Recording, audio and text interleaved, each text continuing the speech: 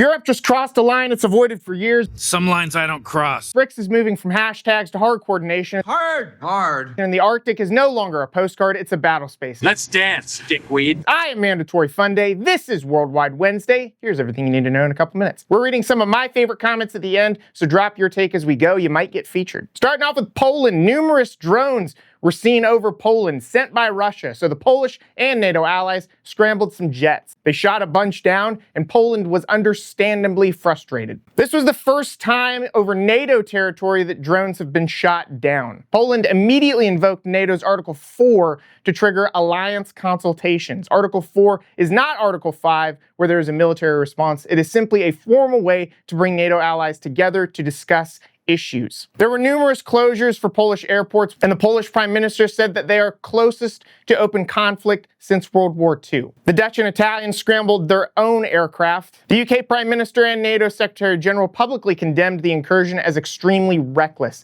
This is very clearly an attempt by Russia to push boundaries. This is something Russia's done for years, decades, honestly, ever since Putin took power. They want to see how far they can go before somebody takes a military response. I would expect accelerated NATO integrated air and missile defense deployments along the Polish-Baltic corridor. I would also expect EU and NATO to tighten debris to origin forensics and cross-border ROE, shrinking Moscow's plausible deniability window. Civil aviation routes over eastern Poland and the Baltics may be rerouted, and this may raise regional economic costs for travel. The threshold for cross-border counter-drone rules will probably harden, and Russia is going to face higher risk that spillover will trigger a legitimate NATO response. And I mean a response beyond just words. Was Poland right to shoot them down inside its airspace? Yes, no? What do you guys think? Pretty sure I already know what the answer is going to be, but I want the comments. Poland's Article 4 request set up allied consultations on immediate measures. The NATO Secretary General issued a formal statement warning Russia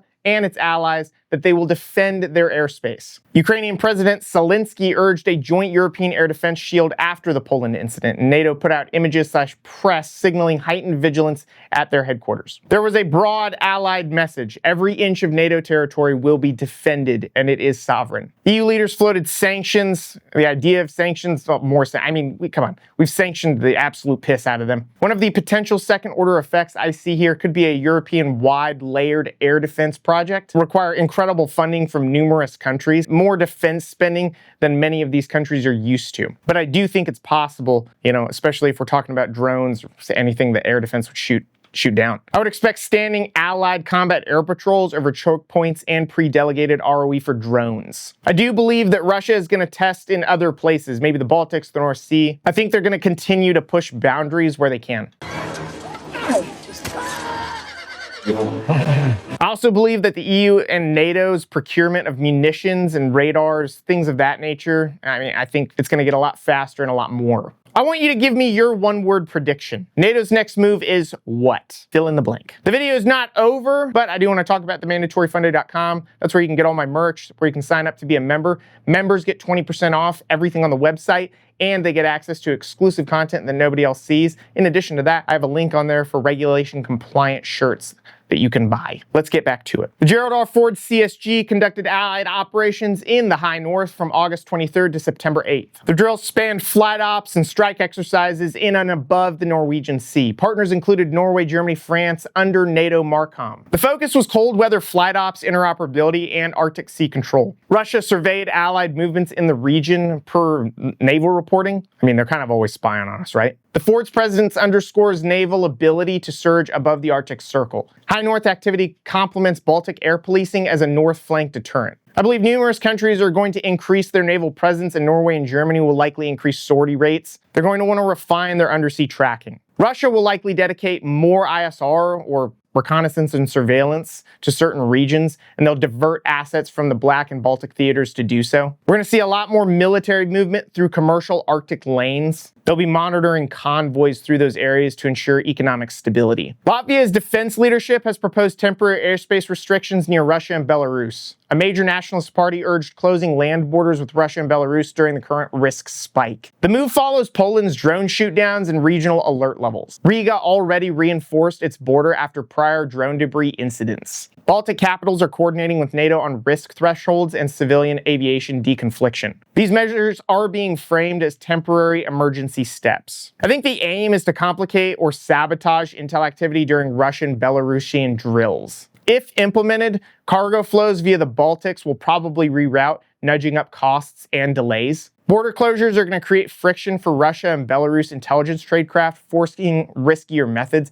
It's more likely that they will be caught more often or just fail outright. And Moscow will probably answer with reciprocal border measures and propaganda, raising the escalation baseline. The Baltics could become the testbed for NATO counter-drone corridors with persistent sensors and jammers. On September 8th, BRICS leaders convened virtually under Brazil's chair. Brazil called rising duties tariff blackmail, urging tighter intra-BRICS trade and finance links. China echoed opposition to unilateral trade wars. India's stance emphasized fair, predictable trading conditions. This all had to do with escalating tariff fights with the US, including steep tariffs on Brazilian goods. We're seeing significantly broader BRICS attendance. The summit messaging targeted both tariffs and secondary sanctions regimes. The outcome will likely be political signaling for trade settlements, workarounds, and supply chain hedging. I would expect more currency and settlement experiments. This will blunt the power that the US dollar has. I would also expect BRICS procurement clubs to look to bulk buy energy, fertilizers, and drones to capture price leverage. Countries sitting in the middle will likely get bid up as swing suppliers or logistics hubs. A lot of good stuff happening for BRICS. Kind of, I guess. I don't know.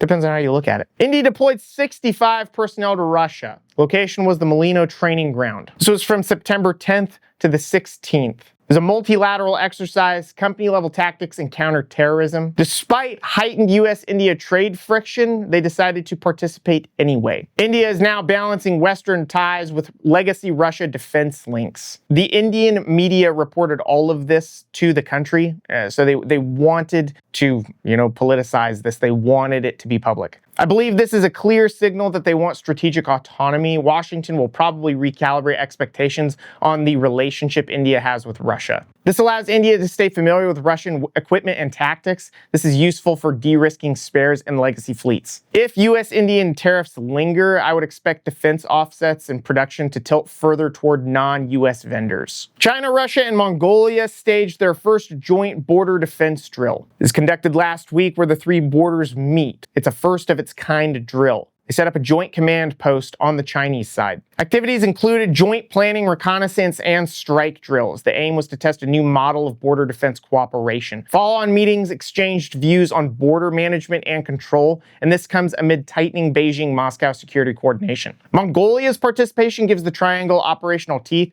not just diplomacy. Routers framed it as part of a stepped-up, And everybody gets stepped up. trilateral security tie. I would expect more of these tri-border exercises, more reconnaissance and intelligence sharing, and cross-queuing drills with, UAVs and ground sensors. Russia will leverage this more than likely. They'll leverage the triangle to free up units elsewhere by stabilizing this frontier. Long-term, this is going to normalize contingency planning among the three, which is useful for crisis spillovers from Central Asia. This also nudges land corridors that bypass Western choke points, aiding Eurasian logistics. Is this mainly border security, or is this something that is going to resemble something akin to NATO? What do you guys think? A major exercise began in Belarus on Friday. Zapad 2025. That is not the name of a Thai dish. This was the first strategic level exercise since 2021. The official focus was defensive scenarios, repelling air and missile strikes, counter-sabotage. The scale was reportedly reduced,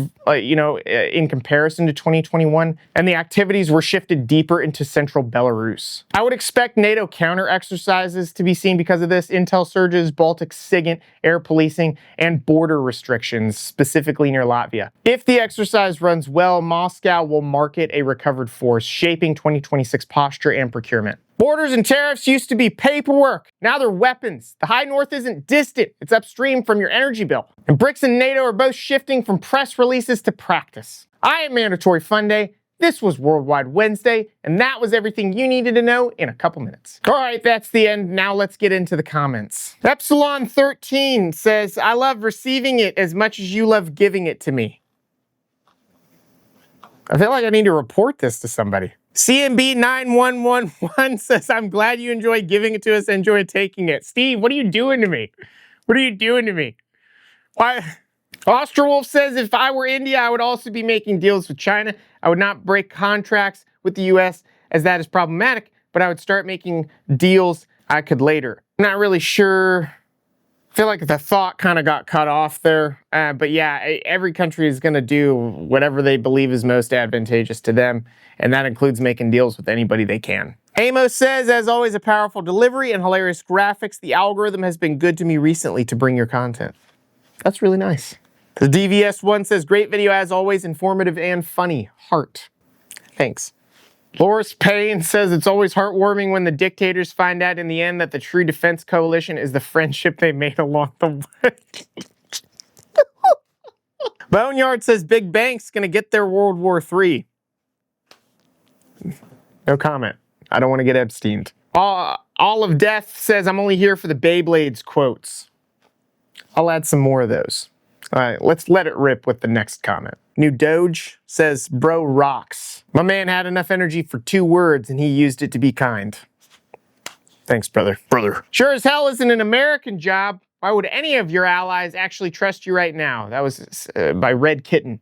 And Red Kitten, I'll let you know right now, we don't take the opinions serious of people that have cartoons for profile pictures. If you have a cartoon for your profile picture and you say nice things, I'm sorry. Feeling a little spicy right now. Chuck M says, your content keeps me from going to a gun show and rating each one by mouthfeel until I get kicked out. I'm glad, Chuck. That's very good. Feel free to send me an email if you need to talk. Warrior21 Poet says, I can see your nipplies. My eyes are up here, and I'm not an object. I'm not a piece of meat. Christian Robertson says, hands down the best being yelled at experience on YouTube. You're goddamn right it is. Bleep that, Steve. Don't put the bleep that. Don't. Pasner Killer says, Austin, you definitely have some tisms. But if I'm watching you for the laughs, then I think that means I do too. We can rub our tisms together. We can dock our tisms if you want. I'll dock with you. That's all the comments we got this time. Thanks for watching. I'll see you guys next time. And I need to go drink some tea or something. We're playing divorced guys.